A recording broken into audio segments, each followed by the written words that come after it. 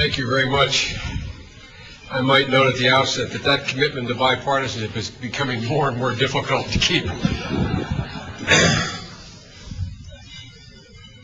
Dr. Brzezinski, as I sat down, I was a few moments late because the Senate was still voting. He said, "Joe, I'm the main course and you're the dessert." I would say, based on that brilliant presentation by Dr. Brzezinski, he is the steak and I'm the chopped liver here. But after such a insightful and thorough tour de force on the part of Dr. Brzezinski, I'm embarrassed to subject you to another speech that will take, I suspect, about 20 to 25 minutes, and for that I apologize. And let me begin by acknowledging the Century Foundation, the American Prospect, the Center for American Progress, and say, it's about time. It's about time.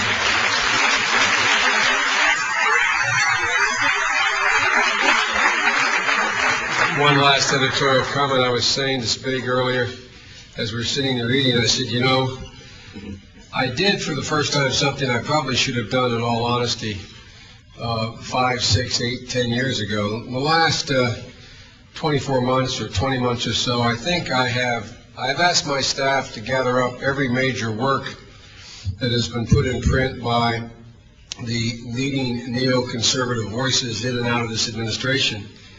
And I actually took the time to read them all, not figuratively, literally. And I think one of the problems we Democrats suffer from is we're used to saying things we don't mean. They mean what they say. Some of it sounded so outrageous that we literally think about this. I realize I'm being somewhat humorous, but think about it. Some of the assertions made by Kagan, Lewis, Brennan, all these folks over the last 6 or 8 years, you would read them, you would listen to them and say, well, they really don't mean that. They are doing that to generate a debate or to be provocative. Well, I'm not being, and this is no attempt at humor, I'm being deadly earnest. I think we make a serious mistake. A serious mistake if we don't understand they mean every word that they've written. And that I've been here for 7 presidents now. Only 5 members of the United States Senate have been here longer than me. The good news is 56 are still older than me. But I believe that in my professional career as a senator, this is by far and away the most ideological administration, and I would argue the single most ideological administration in American history, in that the dominant voices and the architects of the primary policy initiatives have been the neoconservative voices in and out of government. The second observation before I get into the text of my speech is that I've been here for 4 governors who have become president. They varied in their backgrounds, their intelligence quotient, their nimbleness politically, and in many other ways. But they all came, no matter how bright or informed they were, not as sure-footed in American foreign policy as they were in domestic policy. They all tend to do the same thing. They tend to go out and within, from their side of the political equation, pick 2 voices that are not in harmony and bring them into an administration, because they believe that if they're given the best of the options on their side of the political agenda, they will be able to discern what is the best course of action to follow. But I've never seen an administration as fundamentally, and I've been saying this, and John has heard me repeatedly for over 2 years, as fundamentally divided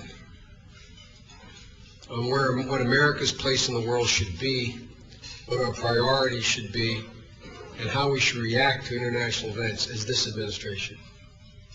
There is a fault line that is as wide and as profound as the San Andreas Fault that runs through this administration. On one axis is Mr. Cheney, Rumsfeld, and many others, including Wolfowitz and others, and the politicos in the White House. And the other axis is Powell and basically the uniformed military, who have really incredibly different views of the world. And the president has vacillated, been unclear, but on the tough decisions has usually chosen to be on the wrong axis.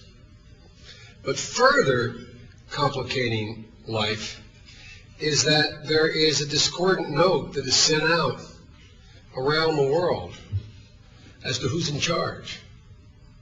I would note that after, and this is a digression, I would note that after an appearance with Dick Lugar on Meet the Press 2 weeks ago, when I was asked by Tim Russert if I had an opportunity in the near term to give the president advice, what advice would I give him? And I said I would ask him to take charge, to be decisive, to pick a side, decide what his policy is. And he turned to Dick Lugar and asked, did he agree with that? He said, yes, the president must be president, not let the vice president be president. Prompting the president of the United States a day later to say, quote, in the echoes of Al Haig, I am in charge. Literally, I'm not exaggerating. Think about this now. Think about that. And having the president say that he is now going to ask Condoleezza Rice to do the job that Zbig did and every other national security advisor did, which is to rationalize the policy and, quote, put her in charge. What has she been doing up to now? I'm not being facetious. I know this sounds like I'm being facetious. I'll tell you what she's been doing. She's essentially been a translator.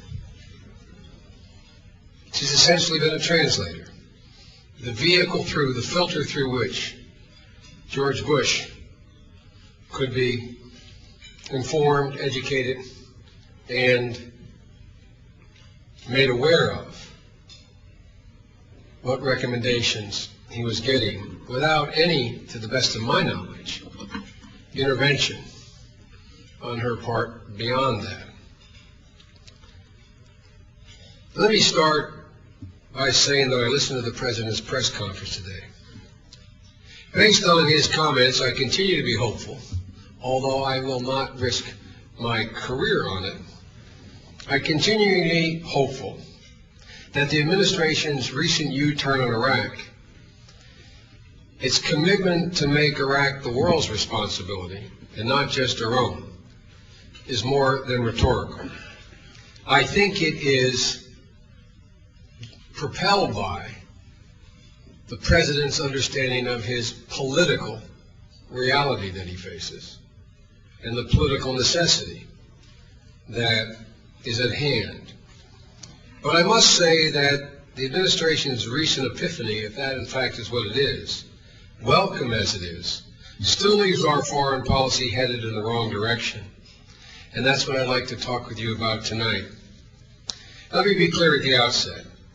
I do not question the motives of either the neoconservatives of this administration, who discount the value of alliances and international institutions that we've built, the United States has built, nor do I question the patriotism or the motives or the motivation of the pure multilateralist in my own party, who believe that we can only exercise power if we get the world's approval first. In my view, we cannot conduct foreign policy at either of these extremes. The stakes are too high. This is not a time for political rhetoric. This is a time for hard facts, sober analysis, and decisive action needed to make us more secure. I believe it's a time for an enlightened nationalism that supports the use of force without apology or hesitation when we must. An enlightened nationalism that is not so blinded by our overwhelming military power that we fail to see the genuine benefit and obvious need to work with others in the international community. You know, the American people understand very clearly what matters most. They get it. They understand it. And it's quite simple.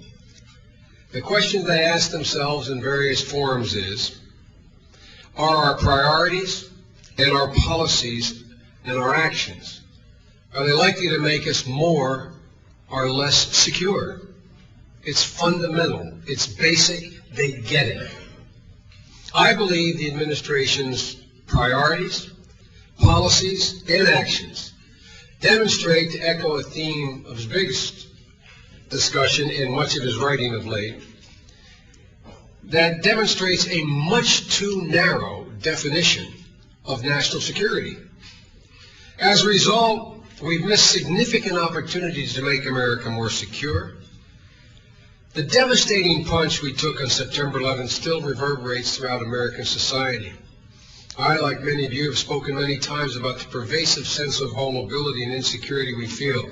A sense of vulnerability and insecurity that exceeds the degree to which we are actually vulnerable and insecure.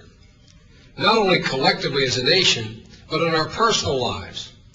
And it's not gotten much better. We think twice about our travel plans. We continue to think twice about riding elevators in tall buildings. We even think twice about letting our kids go on field trips to Washington, D.C. Yesterday's soccer moms, as I've said in the past, have truly become today's security moms. In the days after 9/11, these moms and Americans everywhere looked for a way that they could do something to help. It was a time that called for rallying the nation, tapping into the desire that all of us had to do something for our country. And I believe history will judge George Bush most harshly for squandering this great opportunity that was available to him to unite America and to unite the world. These squandered opportunities persist to this day, here at home and beyond our borders. Here at home, when Americans were standing in long lines to give blood after an attack on the World Trade Tower and the Pentagon, we squandered an obvious opportunity to make service a noble cause again, to rekindle a spirit of community. We squandered the opportunity to rally Americans to produce a rational policy to achieve energy security. Imagine if the president had said in the aftermath of that, I know it's expensive, but I ask all Americans building new homes to invest the additional 2% that were required to build their home in using solar energy within those homes.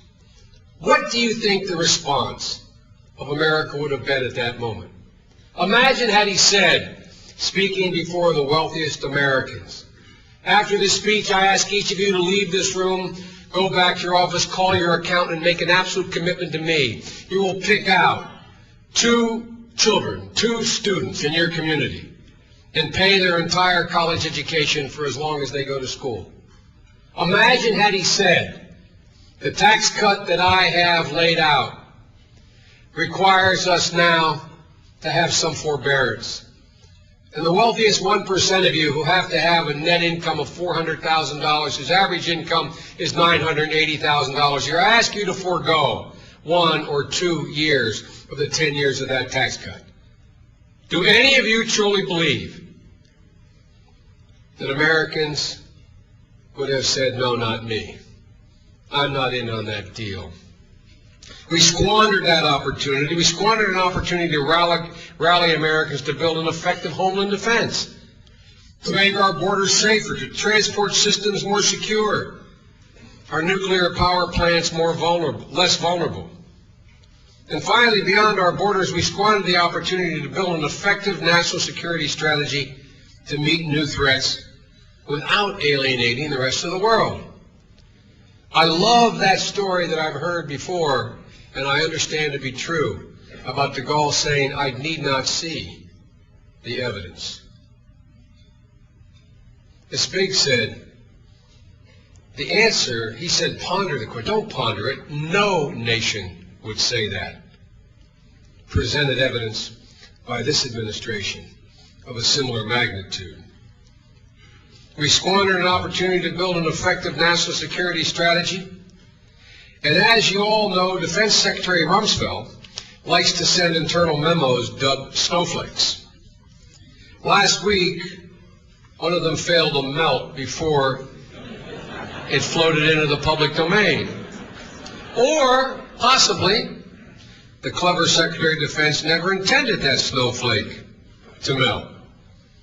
In any case, most of the media focused on the parts of the memo that talked about the mixed results with Al-Qaeda and, quote, long, hard slog, end of quote, still ahead in Afghanistan and Iraq, pointing out the absolute inconsistency between all that they set up to that point and the self-questioning memo.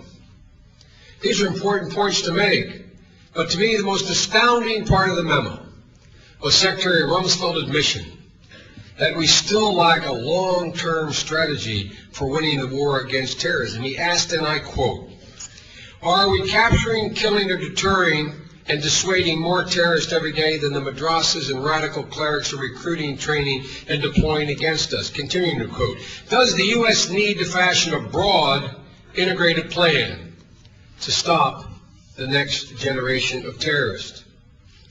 These are exactly the right questions, only they're being asked 2 years too late. And the short answer to that question is, do we need to fashion a broad, integrated plan, is obviously a resounding yes. 50 to 100 years from now, historians will write many books about whether this generation rose to the occasion to combat the problems that we face. In the end, we'll be judged by how well we marshal the forces of civilization to combat international terrorism. We'll be judged by how well we work with others to eliminate the proliferation of weapons of mass destruction. We'll be judged by how well we inspired the world to deal with the epidemics and pandemics that are killing and can kill millions of more around the world. And we will be judged by how well we led those who side with us as modernity and globalization are assaulted by fundamentalism and intolerance. We will be judged by how well we helped spread economic advancement around the globe and how wisely we managed our economic and finite natural resources. To begin moving this nation in the right direction, I believe we need to embrace a foreign policy of enlightened nationalism. Let me explain what I mean by that and what I think we have to do to get there. First, we need to correct the imbalance between projecting power and staying power. America's military is obviously second to none that ever existed in the history of the world. And my guess is it will and must remain that way for a long time to come. But staying power is just as important as projecting power. And on that account, the administration is running an incredibly dangerous deficit. In Afghanistan, we refused until last month to support the extension of ISAF beyond the capital. The result is that President Karzai is the mayor of Kabul and not the president of a country. Much of the country is in the hands of warlords. The Taliban is regrouping, reconstruction is way off track, and Afghanistan is the world's #1 producer of opium, the proceeds of which will fund millions of dollars of new terrorist efforts. Our failure to win the peace in Afghanistan risked being repeated in Iraq. I might note parenthetically, for about 8 months I had a weekly meeting with Dr. Rice, ironically at the question of Henry Hyde of the House International Relations Committee, after meeting with the President and telling the President of the United States that he was upset that the President never informed the Congress as to what his intentions were. The President said, "Well, we ought to have you meet." And he said, "No, Joe will meet with Gandhi." And I met with her for either on the telephone or in person in her office for roughly 6 to 7 months, every week. She's a delightful woman. She's a bright woman. On one occasion, I walked in last December and suggested that things weren't going well in Afghanistan, that the warlords were back in control. And she said, well, there is stability in Afghanistan. The warlords are in control.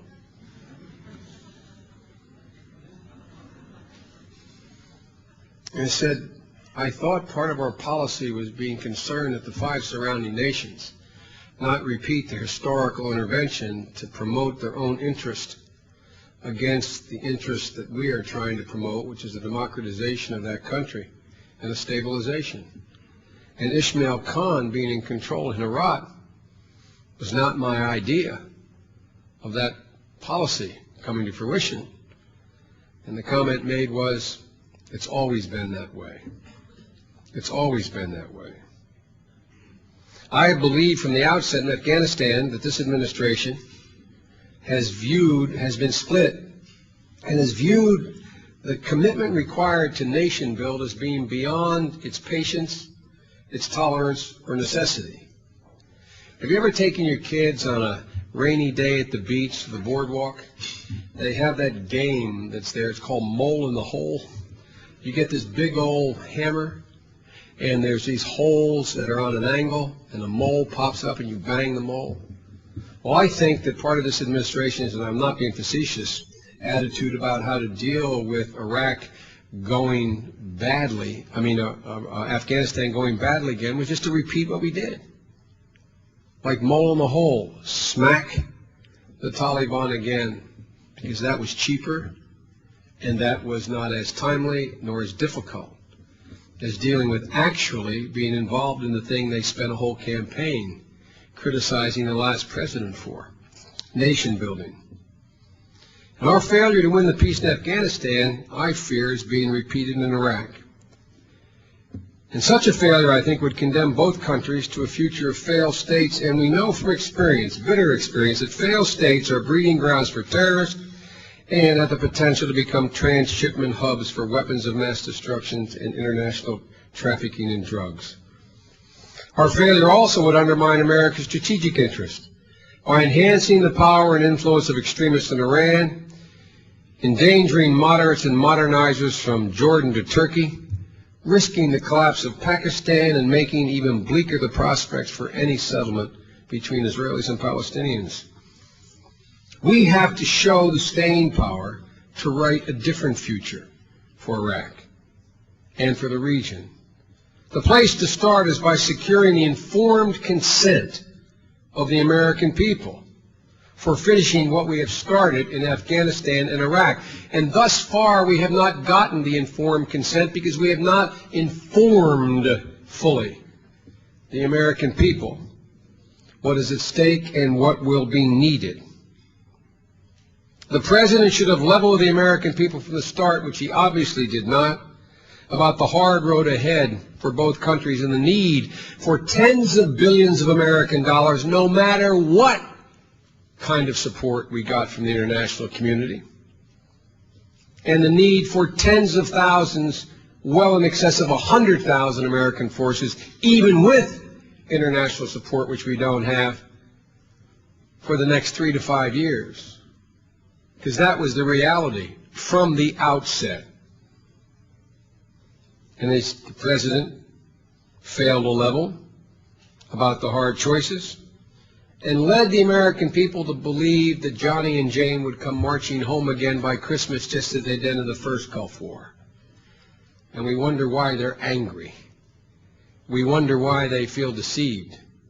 We wonder why even the military, particularly the reservists and the National Guard, feel so put upon. And these means of informing the American people should not just be in private memos, not just from Secretary Rumsfeld, but public statements by the President of the United States of America. He should have explained why success is critical and made clear that it will take years and billions and tens of thousands of troops. If the President leveled with the American people from the start, if the administration's policies and planning weren't so far off the mark, there wouldn't be so much doubt about the President's leadership now. The debate in the United States Senate was not about $87 billion. The debate in the United States Senate, the United States House of Representatives, was about a total loss of confidence in the President of the United States. If, for example, things were going well in Iraq, if the American people believed that we had an informed policy, if we had the international community involved with us, we'd still need $87 billion this year. And it would have gone through the Senate and the House like a hot knife through butter. This was a debate about a lot of money, but even more fundamentally, it was a debate about what is perceived by Republicans as well as Democrats. A policy that thus far is a failed policy, a failure to integrate the international community into the process, and a gut understanding that this $87 billion is not the end of the deal. It's far from it. Instead of laying out the strategic stakes in Iraq, the President, who continues not to level, argues that Iraq is the front line in the war against terrorism. And to use his paraphrase, we're better off fighting the terrorists in Baghdad than in Boston. That, as you all understand, but the American people intuitively understand, is a false choice, designed to appeal to the most basic fears of the American people. And to steal a theme from what Zbig had to say today, this is a policy based on fear and engendering fear. And the only ability this administration has, in their view, to maintain the support of the American people is appeal to their fear. The plain truth is that even if we succeed perfectly in Iraq, terrorists will be fighting on dozens of other fronts. And if we fail in Iraq, they will continue to fight us there as well as those other fronts. Besides getting the consent of the American people, how do we build the staying power that I think most of us in this room believe we need? It seems to me we should adopt a more enlightened approach informed by the lessons of the 90s in the Balkans and beyond. A more enlightened approach would empower experts in our government to plan for post-war security and reconstruction ahead of time, not on the fly, as this administration was warned repeatedly by former CENTCOM commanders, by, as it turns out, even the State Department and even their internal studies and memorandum out of the National Security Council as well as the Defense Department. A more enlightened approach would build up an international police force to handle security after we topple a tyrant. A more enlightened approach would create training programs to rapidly stand up indigenous armies and police forces. And a more enlightened approach, in short, would recognize that whether we like it or not, nation building is going to be essential to our foreign policy for years to come, and we should organize for it. This administration came to office disdaining the idea, only to be confronted with the two biggest tests of nation building since World War II. And to date, they're failing both those tests. If we're not prepared to do the post-conflict, we should think twice about doing the conflict.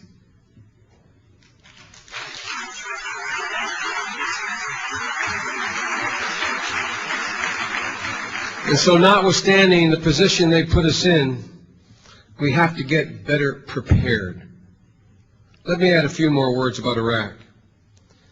I voted to give the President the authority to use force in Iraq, which I'm sure some of you are disappointed with. For me, the question was never whether we had to deal with Saddam Hussein, but when and how and by what rationale. And it's precisely the when, the how, and the rationale this administration has gotten dangerously wrong. And we're paying a terrible price for those mistakes they made. We went too soon to war. There was no imminent threat.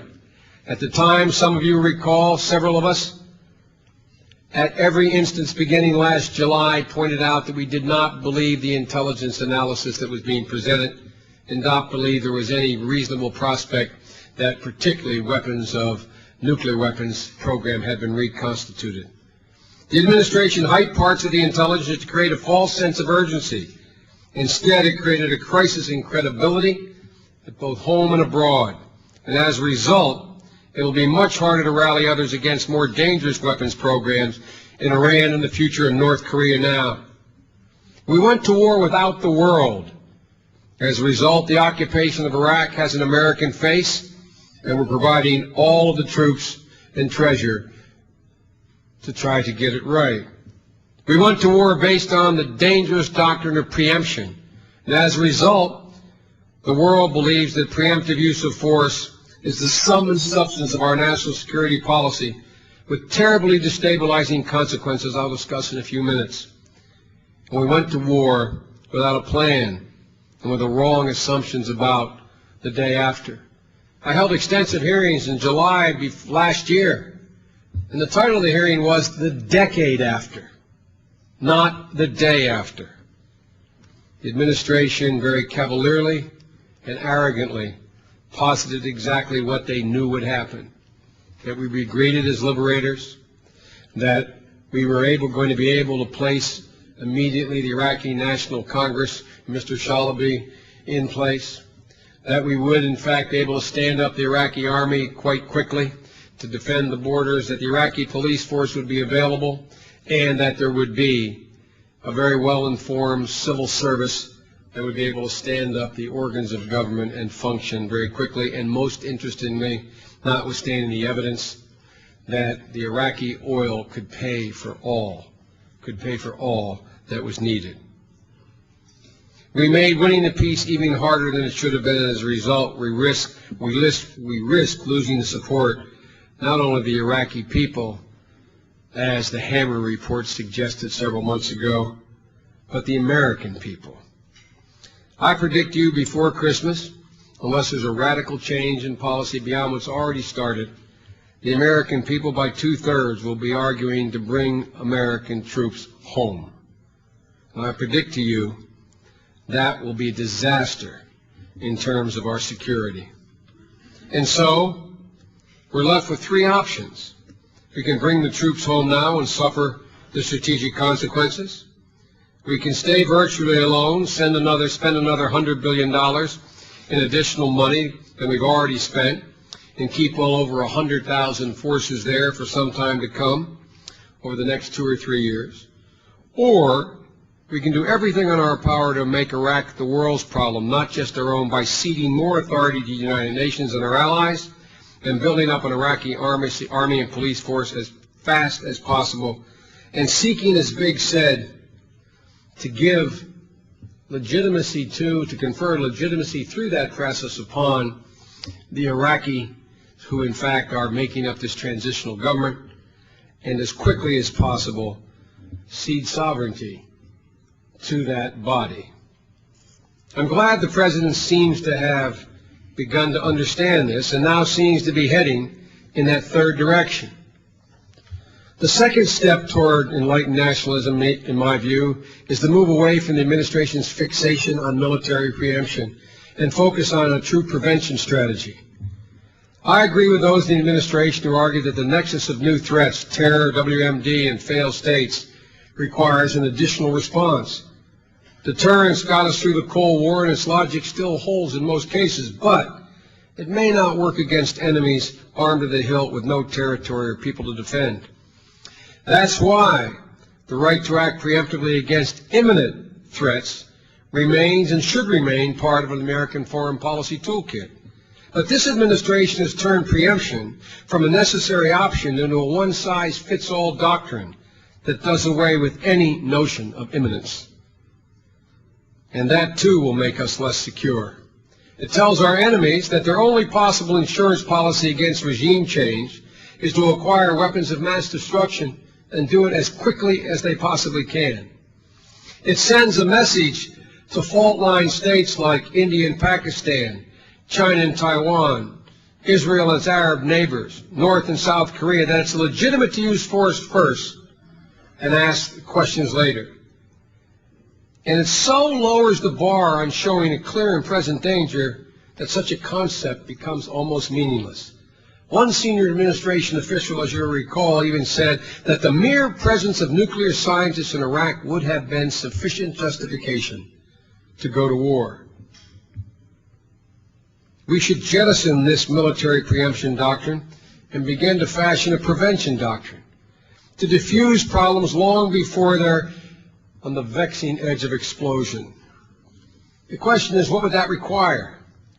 It seems to me it would require broader and better funded programs like Nunn-Lugar to help secure and destroy those loose weapons most likely to wind up in the wrong hands, starting with the stockpiles in the former Soviet Union and expanding the program to include Pakistan and others. It would require new international laws that allow us to stop lethal cargoes anywhere in the high seas or in the skies, not just bilateral agreements limited to territorial waters and airspace of participating countries. It required new alliances of intelligence agencies, law enforcement officials, and financial experts to uproot terrorists and end their funding. Just as we built NATO to contend with the primary threat of U.S. security of this day, the Soviet Union, we should be talking about building an international anti-terrorist organization to deal with the leading security challenges of this day that affect every nation state. And it requires fully funded development programs to demonstrate those most likely to offer support and sanctuary to terrorists, that we can offer them a better future. We spend a pittance on global education, about $200 million a year. Meanwhile, the madrasas fill the heads of students with hate, but also fill their stomachs with food and put clothing on their backs. It would require a long-term public diplomacy strategy to debunk the myths and lies our enemies spin about American intentions.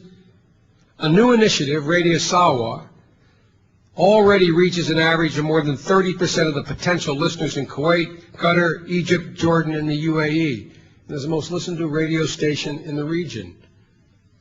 We should put these same energies into television broadcasting and make public diplomacy a career-enhancing pursuit, not a bureaucratic backwater for anyone choosing the Foreign Service.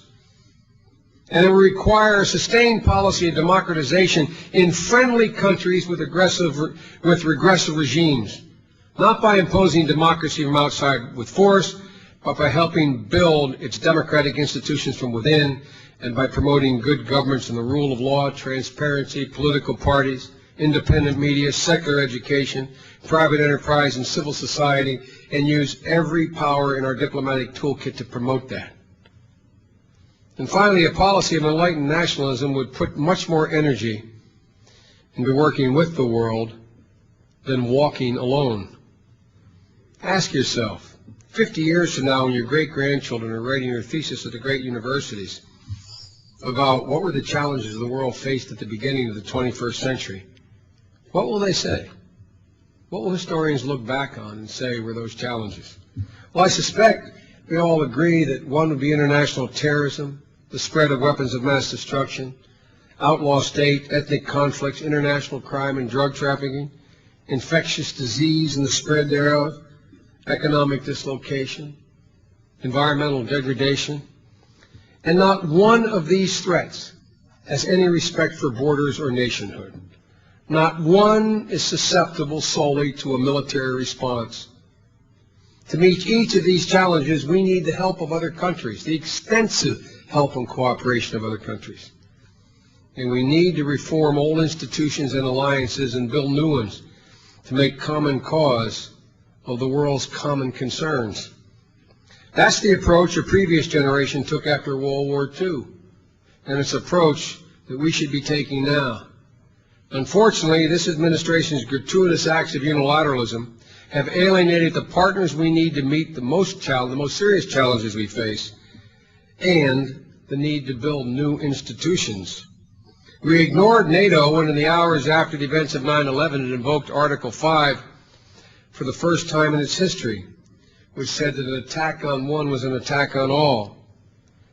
We ignored Germany's offers of troops for Afghanistan even after the Chancellor risked and almost lost a no-confidence vote to provide them. We summarily rejected a long litany of treaties that meant a lot to other countries, even if they meant little to this administration, without any effort to find a compromise or to propose an alternative where we had legitimate problems with those treaties. Why has this administration shown such disdain for potential partners around the world and international institutions uniformly? I've concluded it's because this is the most ideological administration in history, led by neoconservatives who believe the only asset that counts is our military might. Because our military power dwarfs that of other countries. I'd note parenthetically, we spend more in defense than the rest of the entire world combined. This administration believes that alliances and international institutions are more of a burden than a benefit. They allow the Lilliputians to tie down Gulliver.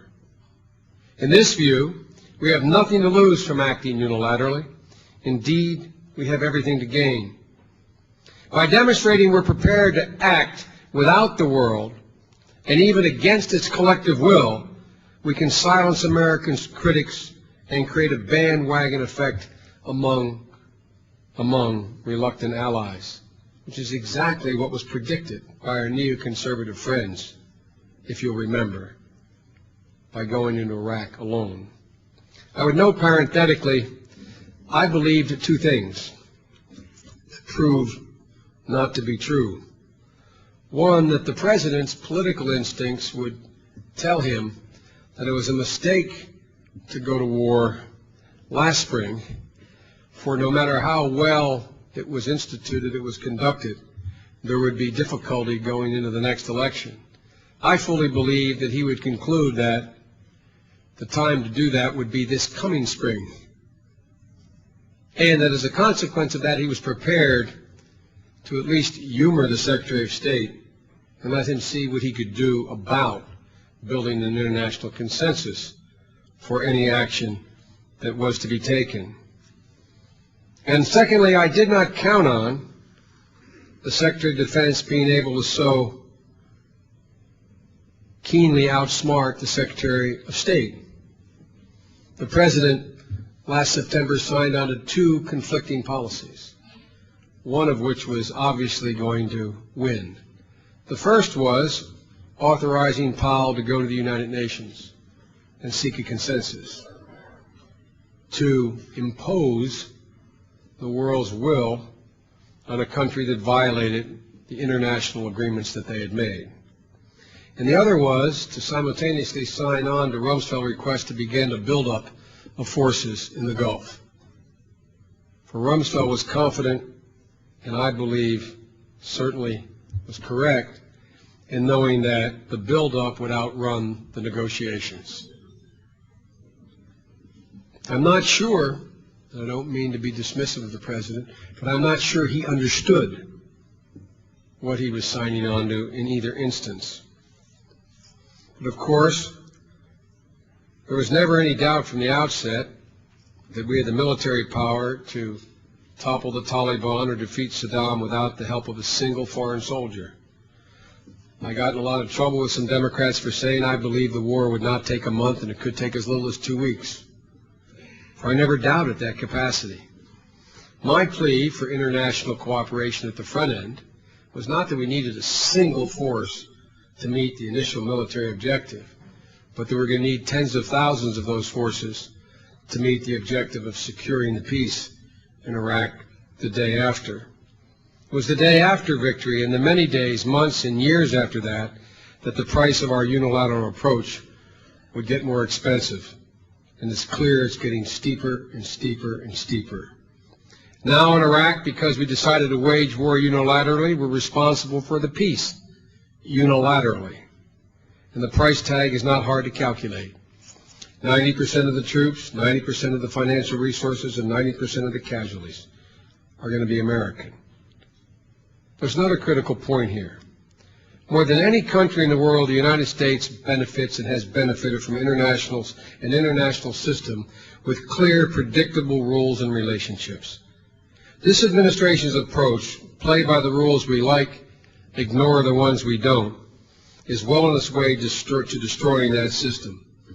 And in its place, we'll end up with a law of the jungle in which we are clearly the most powerful animal, but much less secure notwithstanding that. At the same time, those of us who preach the value and utility of international institutions and international rules must also understand when they're flouted, they must be enforced, something that's difficult to convince all of my Democratic colleagues about. Let me say in conclusion, the foreign policy agenda pushed most forcefully by the neoconservatives in this administration has run head-on into reality in Afghanistan, Iraq, and beyond. And as a result, for now, we are less secure, we have fewer friends, and we're running out of time and resources to get it right.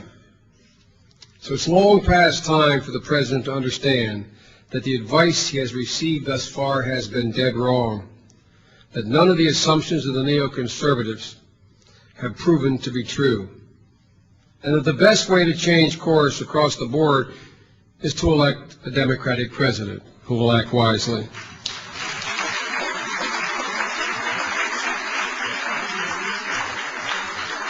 Who will not react harshly and will embrace a foreign policy of enlightened nationalism.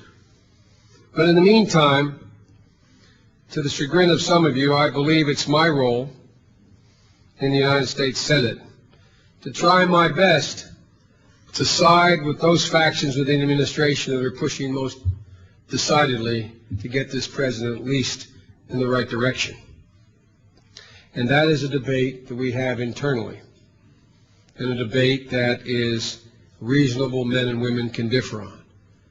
But I say unabashedly, I view my role between now and the time we elect the next Democratic president to side with those forces in the administration which tend to be the uniformed military and the Secretary of State, to do everything I can, along with my colleagues, Senator Lugar, and a gentleman you're going to hear speak here tomorrow, I'm told, Senator Hagel, and others, who feel equally as strongly this administration has got it wrong. A foreign policy based on a comprehensive strategy that includes military might but does not exclude our diplomatic, economic, and political power, the so-called soft power. A foreign policy that reflects our values and our history as a strong nation, founded on unshakable principles. A foreign policy that thinks bigger and does better, motivated not by fear but by opportunity. Because for all the difficult challenges we face, I still believe the opportunities before us are limitless, and they're still within our grasp, notwithstanding the damage this administration has done the last 2 years. President Clinton and I have one thing in common. We share a favorite Irish poet, Seamus Heaney. I was quoting Heaney when I was up at his home not too many months ago in Chappaqua, in classic Clinton. He said, yeah. He said, I like him. He said, come here. And he walked me in another room. And the very poem I was quoting to the president, Seamus Heaney had handwritten for him and signed, was hanging on his wall. So in a nod to the good taste of our former president and the brilliance of my fellow Irishmen, I'd like to quote a stanza from The Cure of Troy, which I think should be and could be our anthem as a Democratic Party going in this next election, because I think it's still possible. He wrote in his Nobel Prize winning piece of poetry in '97, history says don't hope on this side of the grave, but then, once in a lifetime, that longed-for tidal wave of justice can rise up, and hope and history rhyme. If we get it right, if we elect a Democratic president, I know and I believe we have the best chance that this country has ever had in making hope and history rhyme. For the fact of the matter is, the nation states in the world are no longer in a position of a zero-sum game. The threats are all the same. The solutions to the problems I enumerated earlier are in the interest of all. One is not a winner and the other a loser. I happened to be with the leaders of China, France, Germany, and Great Britain within weeks after, separately, 9/11. And each one of those leaders and heads of state recited to me how, as they watched that film, of those aircraft going into the World Trade Towers, in the case of the Chinese leadership, said they could picture it going into the 79th story of the largest building in Shanghai.